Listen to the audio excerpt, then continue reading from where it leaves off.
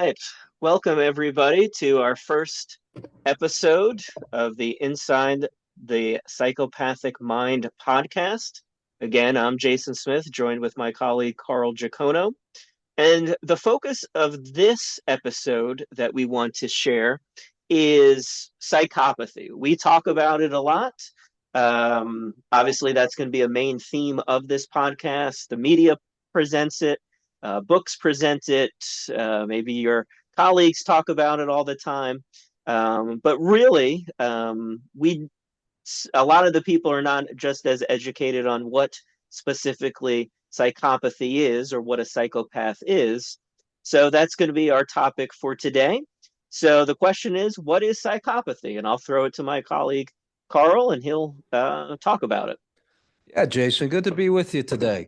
This is a this is such an important topic for various reasons.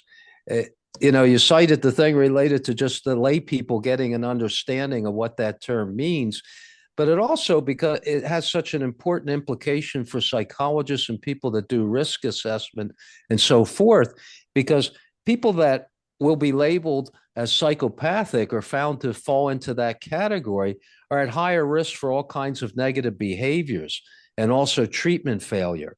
So it has real practical reasons why we need to clarify the terms, as well as just to sort out the things that you see in the media that are incorrect. But the way I would start by approaching answering that question is, what is the idea of what is psychopathy? I'd begin with what psychopathy isn't.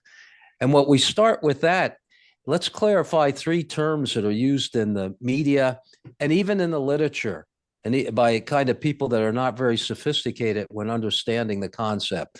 And that is the term sociopathy, antisocial personality disorder, and psychopathy. And often, frequently, these are used interchangeably, which is not accurate. And there's important reasons in psychology for accurate diagnosis as it informs treatment and opinions and decisions we make about people's lives. But the word sociopathy, let's briefly talk about where that was first came from, at least in our clinical work. This came in the first DSM. Now, the DSM is the Diagnostic and Statistical Manual of Mental Disorders.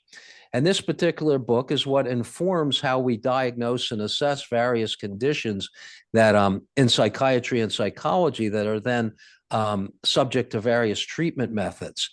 Now, that was in 1952. And I won't go into a lot of detail, which was in that DSM version, but let's suffice it to say that around 1968 in the second DSM, it was what was substituted for sociopathy was antisocial personality disorder. Now, one of the things these have in common, and throughout, I imagine, to the present day, is the antisocial personality disorder focuses primarily on behaviors. So if we go to any prison population, around 75% of the population may meet that diagnostic criteria to be labeled as antisocial personality disorder. The juvenile equivalent of antisocial personality disorder is conduct disorder. And we can say the same thing. If we go to a juvenile institution, prison, probation department, we're going to find a relatively high percentage of individuals who meet the criteria for conduct disorder. Now, it's kind of common sense, and you don't need to be a rocket science to understand that there's a wide variation in heterogeneity among people in prisons, meaning they're not all the same. And let me give you a specific example. This was during the course of doing research down in San Diego for my doctoral dissertation. I was interviewing people that met the criteria for antisocial personality disorder.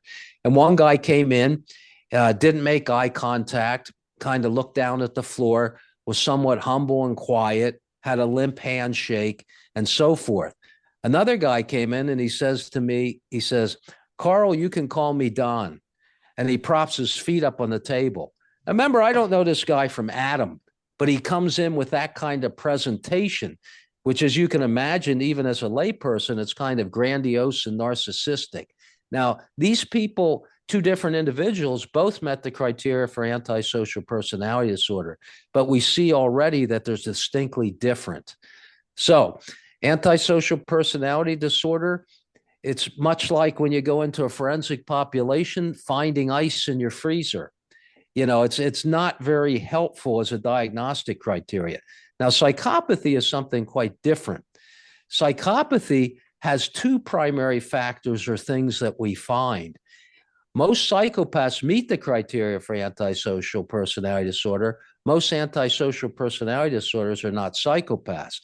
So what you get from that piece of data is the idea that both these individuals that would meet these kind of classifications have similar behavioral patterns. In other words, they got in trouble with the law, tend to be impulsive, and have done certain things like that. But the psychopath, like that example I shared during my research, tends to have something different in males. And what they have is they have what also would be referred to as narcissism. They have character traits. And this feeds into such things like when you interview them or assessing them, being grandiose. They don't take responsibility for their behavior. They tend to lack remorse. They're impaired in their empathy.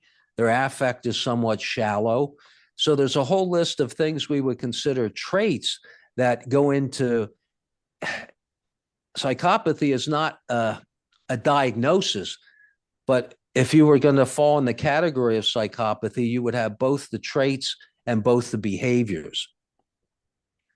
100%. Yes. So for psychopathy, the reason why we talk about it, obviously, they cause a lot of difficulties in prisons, in forensic hospitals.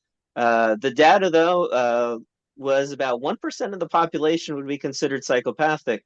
Not all of them are in prisons. So it's very important to understand what psychopathy is, especially from the male perspective that kind of Carl gave. So if we were to look at how would we assess or how would we find out if somebody has high traits of psychopathy or what we consider psychopathic personality? How would Yeah, we go about Jason, that? I think about it in 1990. In 1995, I was asked to present at the NATO conference in Alville, Portugal. And really, psychopathy as a concept had a lot of international interest, as evidenced by the NATO sponsoring that kind of scientific convention. And one of the things that catalyzed the research on psychopathy and made it relevant was Robert Hare's work in Canada on developing the psychopathy checklist. Now, the psychopathy checklist has 20 items. You can get a 0, 1, or 2 per item. So you can get a total score of 40. People that tend to be 30 and above, there's a high probability that they fall into a group that would be considered psychopathic. Now, why is this? The interview schedule itself is based on interview and a thorough review of the history. As we always thought in psychology, history is the best predictor of future behavior. The thing that makes psychopathy and the PCLR, the Hare Psychopathy Checklist, relevant is its reliance on needing documented historical data for forming the diagnosis. In psychology, a lot of what's used are self-report measures, things like the MMPI and paper and pencil tests, where people can sit down and do that. These are not adequate for assessing psychopathy. Only the PCLR, which has a juvenile version, is able to do that. Now, why would we want to do that? Well, you've done a lot of research in the area, Jason. So and I, and looking at how people high on the PCLR are different than those that are low. And some of the very practical things that occur with people that are high on the PCLR is they tend to be at higher risk of violent offense when they get back out in the community. They tend to fail treatment programs. They tend to get more institutional misconducts when they're in the institution. They don't last. They're likely to reoffend when they get out, like I mentioned, and they're not really amenable to treatment. So from a clinician or diagnostic perspective, it has real relevance to being able to assess and determine someone that's is psychopathic or falls in the category of people with those traits. You can think about it. Think about if you're a probation officer and you're overworked and you have to follow, 100 people on your caseload. Certainly, these are the people that you'd want to pay closer attention to. I remember years ago working for the Bureau of Prisons, where they referred someone to me that was problematic, and he turned out to be high on psychopathy. as consistent with the problems he was having in the institution. And I wrote a report talking about how he needed to be monitored closely. He's at higher risk for things like escape behavior, besides things. And I think about 6 months later, he escaped from the institution. Because as you know, Jason, we write these reports. It doesn't mean anyone reads them or follows them. But you can see what it allows us as psychologists to do. We have a lot of power in being able to predict and help institutional settings and systems kind of monitor certain individuals. Well, so we are both strong advocates of the PCLR to assess psychopathy. It is a helpful tool both in our clinical and research practice. So so highly recommended that. So how would you go about describing? We kind of talked a little bit about the narcissism and the grandiosity of male psychopaths. Any insights, any explanations, cases, or things like that that you feel would be pertinent for people to better grasp this concept? Well, you know, Jason, that's interesting because even before I knew about the PCLR, when I went for my doctoral work, I had noticed in institutional settings in jail that, like I said, there was a group of people that were different than the run of the mill antisocial personality disorder. Now, they all had tend to have criminal thinking and thinking that kindness is weakness, and all the typical things that go with someone that has that sort of personality. But the psychopaths, I noticed in the assertiveness training groups when we would teach life skills, stress management, and so forth, they would, when we do the role playing, they would always hire the individual who was the most aggressive. Where the run of the mill inmates, they didn't. They said, no, I'm not going to hire that person. But the psychopath would not be able to kind of separate out the idea that they could hire or didn't have to hire certain people. Plus, they identified with the aggression. That's what seemed to have the most impact and meaning for them. So, psychopaths, besides having both the traits and behavior, they'll come across in ways like one psychopath told me when I asked him about, he said, Doc, he says it's like this. This was during an interview. He says to me, he says, that car you have, that house you have in the community, your clothes. Well, here's how I think about it. Those are all mine, but they're just on loan to you. So with the psychopath, not only can you get that coldness, but you get that sense of entitlement. I'm sure you have some examples like that too, of statements they make that kind of really highlight who they are. 100%. Yeah, they tell you that they're this God's gift to this planet. They can take whatever they want. Everybody needs them. Everybody wants them. They love the attention. Most of my work is with the female offenders, but I've interacted obviously with some male offenders. They feel like you can relate to them. They feel pretty much like they are getting one over on you, and they're kind of laughing about it. Pretty much That, is a big kind of tell. that's a certain important dynamic of it. The idea of what Bernstein called the manipulative cycle, as they're really getting off if they can pull one off over you, and if you're naive and gullible and go into what they said. I think of another guy. He was a sexual homicide perpetrator. I asked him about the impact of his behavior on the victim. He says, "You know what, Doc?" He says, "That bitch bit my finger and it hurt for 6 months." So that callousness, that lack of empathy, sometimes it can be quite dramatic. And for us sitting, our countertransference and reactions, obviously we're objective and we're doing the interview. But if we take a step back, it's enough to make your jaw drop out, how cold they can be and how their lack of empathy, which is something sometimes I imagine differs with the women, not being quite like that. Yes, they like to maybe play the victim role, try to show that they have all this empathy, but then trying to discern if it's true empathy or if it's just more of another way to kind of manipulate that. You brought me a good point though, like obviously all this manipulation, all this callousness, stuff like that plays a big role, in their family interactions, their social, maybe romantic relationships. So they don't always just cause problems within the prison setting or for law enforcement, stuff like that. obviously highly likely, but they also can play a huge role in just everybody's day-to-day lives. So it's a very important concept for everybody to kind of understand. And those kind of things, Jason, that when we assess, it's part of the assessment, how they interact with others, what they do. One psychopath, there's an item on the PCLL called shallow affect. And it has to do with their lack of attachments and certainly their understanding of attachments being quite different than ours. And one guy told me, he says, yeah, I said, are you close to anybody now? And he says, yeah, I'm close to my kids. And now this guy's about 50 or something. And I said, well, when's the last time you saw your children? Oh, when they were 3 and 4. So see that the idea of how they perceive the world and what they think is quite different. And this is one of the traps for not only people, but for mental health people as well, Mm-hmm. because they'll be fooled by this and they're operating as if these people think the same way that they do and experience the world in a similar fashion. And they don't. Actually, most criminals, antisocial psychopaths, they respond better to someone who's firm and not naive.